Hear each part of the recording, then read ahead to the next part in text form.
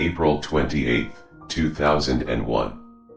In this journal entry, I discussed briefly the feelings B and I had at this point. I would like to elaborate on those feelings and set the mood for this part of my journal. I hope I can successfully convey our exact thoughts and feelings as we contemplated our next move. If not, I'm afraid we will appear to the average reader as being ignorant, naive, or downright foolish. This cave represented to us the culmination of weeks of hard work, complete with an array of emotions. From fatigue to fear, anticipation to pain, from frustration to glory. To us, we were not standing on the brink of possible destruction, but rather honoring an unspoken commitment. Much like a parent of a wayward child. We were not about to abandon our child out of fear of the unknown. Like it or not, this cave had become a part of us. And now we must see this adventure to its fruition. Additionally, verbose explanations aside, we were being eaten alive with curiosity. Despite the overwhelming number of unexplained occurrences we experienced, we had to go back into this cave. What was making the rumbling noise? What caused the change in wind strength? Etc., etc., all the way down to Joe. What could have possibly happened to him?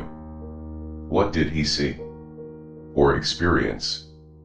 We had many lengthy discussions about what our next move would be. We kept coming to the same conclusion: we had to return to the cave. We could offer no possible scenarios that would solve the many riddles held deep within the cave. The only way we could hope to complete the puzzle would be to conquer the cave. We were going back to Mystery Cave. 2 weeks after our trip with Joe, and we were on our way back to the cave. To prepare for this trip, we contacted the local cave rescue group and got permission to borrow their low-voltage two-way phone. The phone consists of 2 transceivers and a long spool of thin wire. I would then be able to unwind the wire as I went into the passage and stay in contact with B the entire time. We also thought it would be a good idea to take a video camera into the new passage.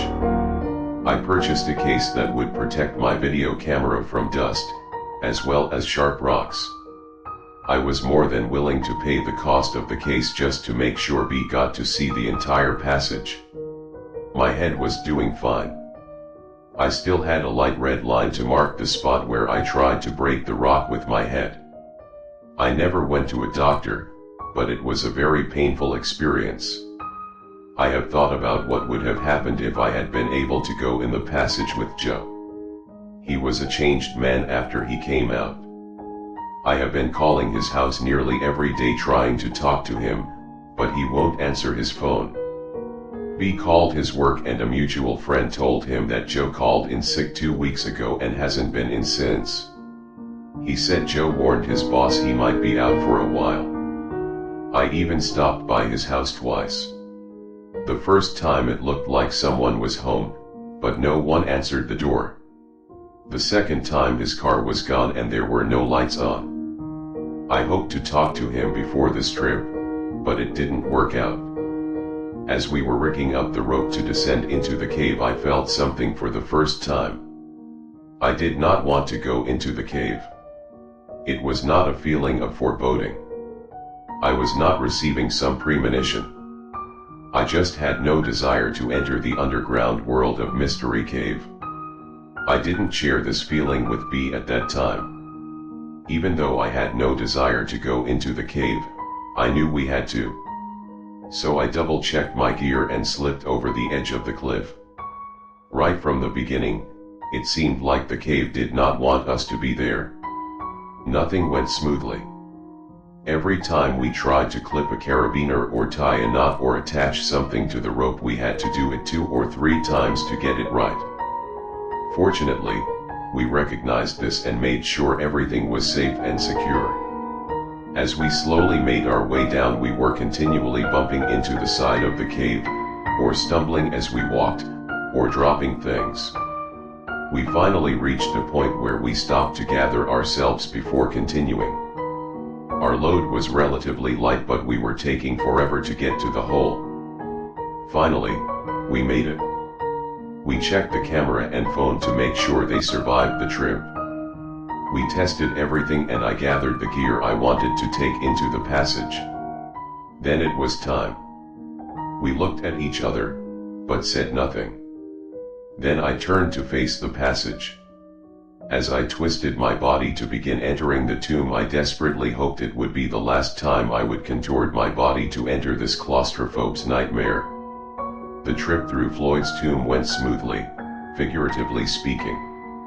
After I got through, we took several minutes to get everything passed through to me. I got suited up and tested all the equipment. The phone worked like a charm. I videotaped the squeeze, and then the first section of the new passage. Since I would be unable to tape while I crawled, my plan was to crawl to the next section, then stop and film some more. I could video what I had just been through and then video what I was going to crawl through next. That way I could get each section from both ends. I was starting to feel pretty good about the trip. I felt a sense of personal satisfaction at being able to provide a way for B to see the fruits of his labor. It was awkward lugging the camera and unrolling the phone wire while trying to crawl. I knew it would be worth it, though. The small formations were too small to show up on the video. With normal outside lighting it would be no problem, but with my headlight as the only source of light the effort was futile. The crystal formations turned out quite nice. They were easily large enough and made for some pretty good footage. I took advantage of the film stop to check the phone. It was comforting to hear someone's voice deep within the passage. We chatted briefly, then I unplugged the phone and prepared to continue. The phone resembled an oversized regular phone. More like the ones you would see in war movies. When I wanted to talk to B, I would just plug the phone into a special jack on the spool of wire. The power source was on B's end of the phone, so it was always turned on. The reception was as clear as a normal phone. I continued forward.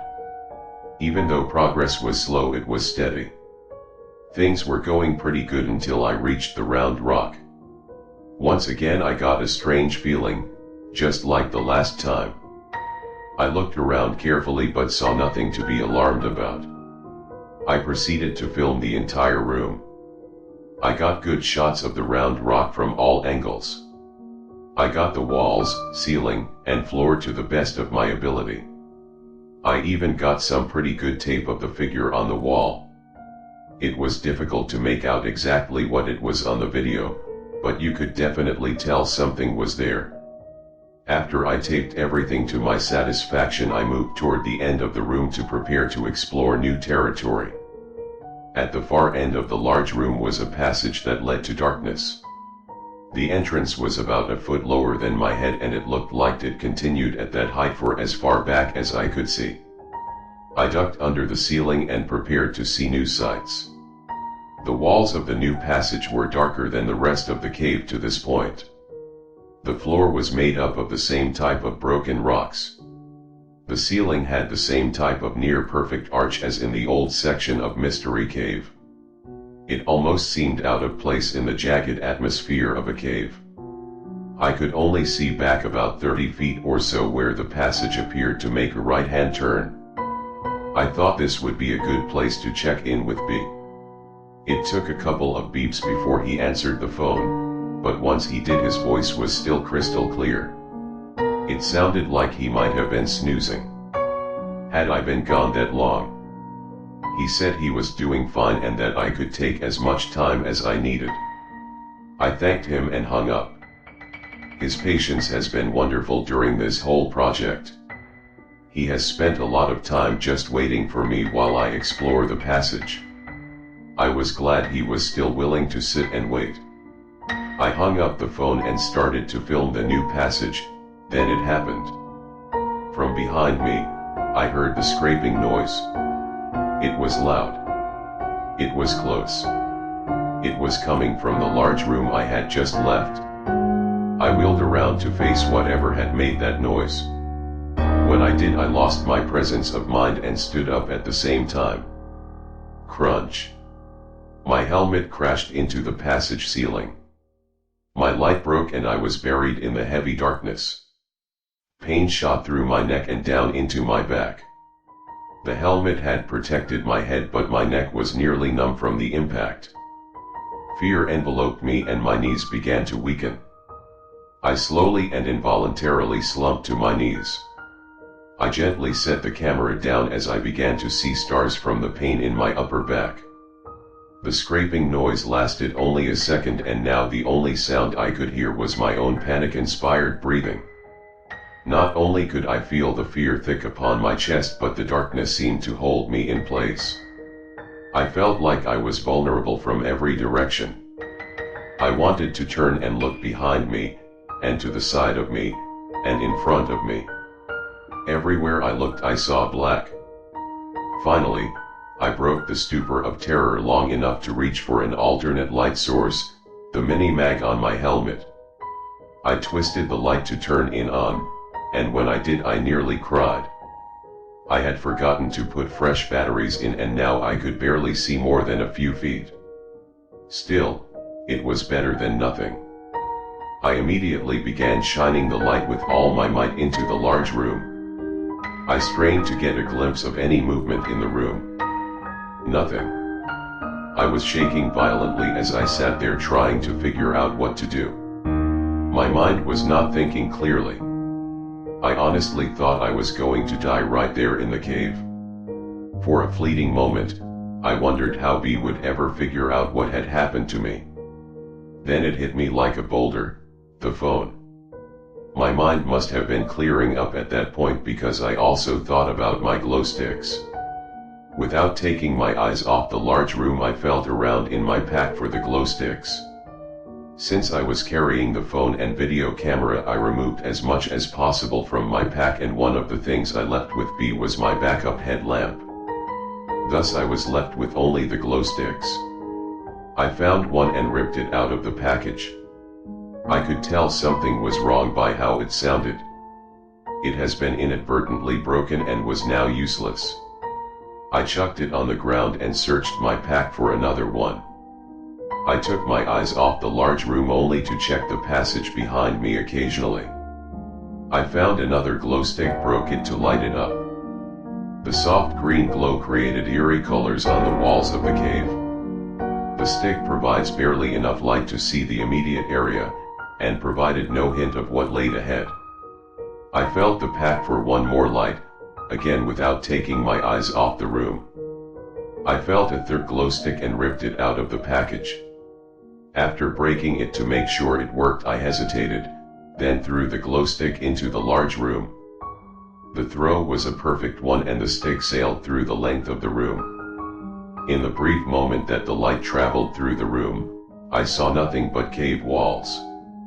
The absence of anything unusual did nothing to ease my state of panic. At the far end of the room, I got a brief glimpse of the round rock as the light bounced on it. Then the light went behind the rock and seemed to disappear. I was still shaking, but at least I didn't see anything. Still, there was the noise.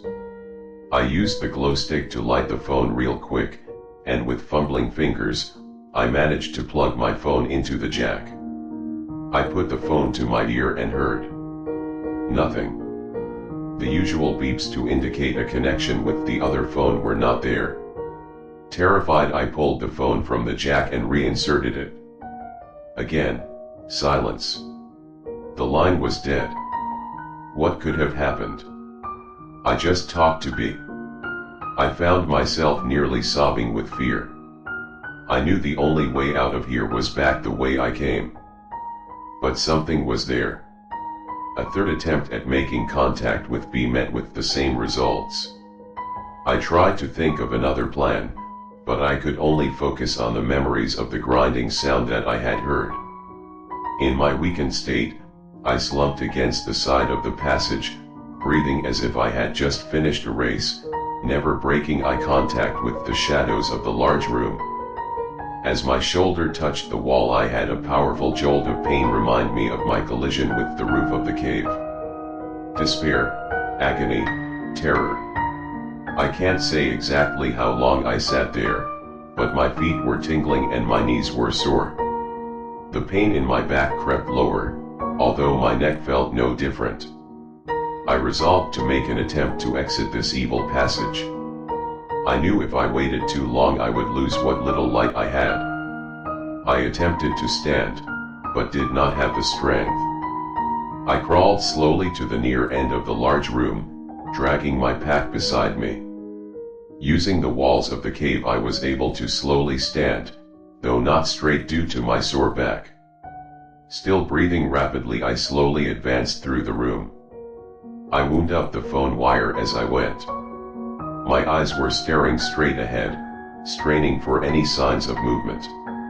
With every step my light would cast ever-changing shadows on the wall, keeping me busy trying to look at everyone.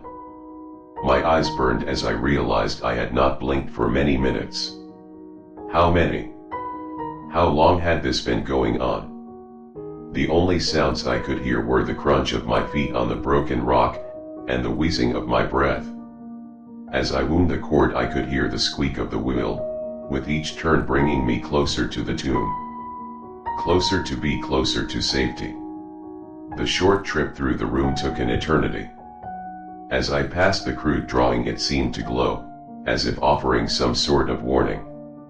I didn't know what the drawing represented, but everything about this cave seemed to instill fear. Toward the far end of the room, I could see the round rock dimly at the far reaches of my light. Something seemed different about it, but I couldn't tell what. When I got within a few feet I could finally tell what had changed. It had moved. That was the sound I heard. Again terror gripped my entire body as I realized how close I was to something. I had no choice but to continue. Still, it was not easy. I inched toward the rock, holding the glow stick ahead of me in my shaking hand, using it to pierce the darkness. I stopped just this side of the rock and wound up the slack in the phone wire. Then I realized why I had lost contact with B. The rock was now sitting on the wire. I gave it a tug and the thin wire snapped. My only hope of contact with the outside world ceased to exist when that wire broke. I had never felt so alone and helpless. Buried deep within the earth. I had voluntarily descended into my own grave, with a casket of solid rock. With the phone now useless I set it down in the passage. My gaze fixed on the round rock, I proceeded forward. My breathing was rapid, with my throat dry and aching and my mouth dusty. With every crunch of the rock below my feet, my heart seemed to stop. No movement could be seen in the green glow of my stick. I got to the rock and peered over the top. Seeing nothing I took several rapid steps past it. When I reached the other side I recoiled in horror at what I saw. In the side of the passage near the floor was a hole, with another passage revealed. It had been covered by the rock. But now it was exposed. The rock could not have moved by itself.